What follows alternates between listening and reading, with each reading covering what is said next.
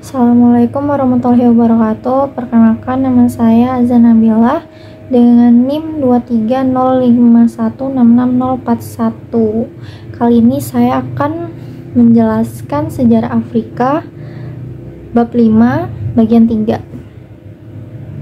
Jadi, kedaulatan Turki itu ada di Algier dan Tunis, tetapi tidak di Maroko. Kekuasaan ini seperti yang sering digambarkan sebagian besar fiktif dan terutama seremonial, tetapi memang memiliki beberapa makna nyata ketika Porta berada dalam bahaya dalam beberapa cara, seperti pada tahun 1795 melawan Tripoli, pada tahun 1810 melawan Kreta, dan yang paling terkenal pada saat perang kemerdekaan Yunani. Maroko yang sepenuhnya merdeka adalah negara di mana kerusuhan politik sering terjadi. Sovereign tersebut adalah seorang raja yang diwarisi secara turun-temurun, tetapi dia harus diproklamirkan sebagai berdaulat oleh berbagai unit suku dan militer yang mencakup sebagian besar wilayah, serta oleh organisasi-organisasi kota utama. Mereka bisa dipecat dan ada banyak contoh pemecatan seperti diikuti dengan eksekusi. Politik organisasi Tunis berbeda secara signifikan dari Algier karena sebuah dinasti turun-temurun telah menetap di sana sejak 1705.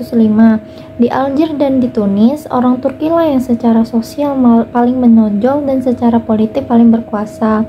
Meskipun Muslim non-Turki banyak di Algiers, orang Eropa juga tersebar di seluruh wilayah tersebut. Dengan beberapa ratus orang Eropa yang tinggal di Maroko atau di Aljazair, sulit untuk memperkirakan total populasi wilayah-wilayah tersebut karena perkiraan kontemporer sangat bervariasi dan karena catatan yang ada seringkali berupa daftar pajak yang terkenal tidak dapat diandalkan. Sekitar waktu yang sama, populasi Tunisia mungkin lebih dari 1 juta dan populasi Maroko sekitar 3 hingga 4 juta. Dengan demikian, Turki, Kiloglus, Yahudi, Andalusia, orang Sudan, dan Eropa dihitung dalam ribuan atau ratusan. Sebagian besar populasi dihitung dalam jutaan. Itu terdiri dari orang Arab dan Berber. Di Tunisia, bagaimanapun populasi yang berbicara Berber kecil, dan mungkin karena alasan ini kekuasaan regensi Tunis tampak paling bersatu di antara wilayah Maghrib. Orang Berber dalam banyak hal sebagai perbandingan dengan orang Arab dengan bahasa mereka yang khas, adat istiadat mereka sendiri, hukum, bentuk penguasaan tanah, dan praktik keagamaan mereka. Dengan demikian, dalam hal politik dan populasi, wilayah ini adalah salah satu keberagaman di masing-masing dari 3 wilayah. Kekuatan militer yang mengendalikan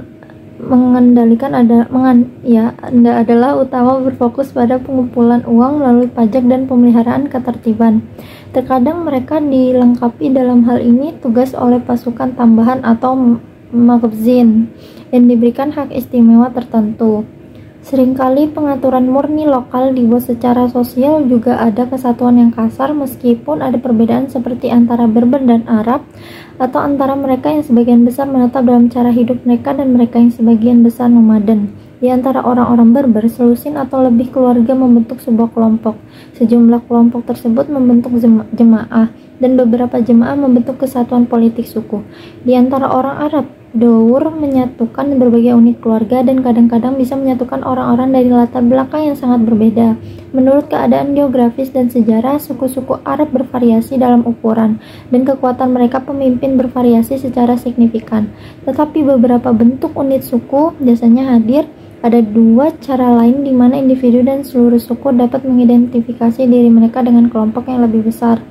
Dalam hal kehidupan ekonomi, ada kesatuan yang jelas dan mendasar. Dalam generalisasi ini, ada secara melekat berbagai macam aktivitas yang berbeda, ditentukan oleh kondisi tanah dan jumlah curah hujan. Mungkin itu saja yang bisa saya sampaikan. Wassalamualaikum warahmatullahi wabarakatuh.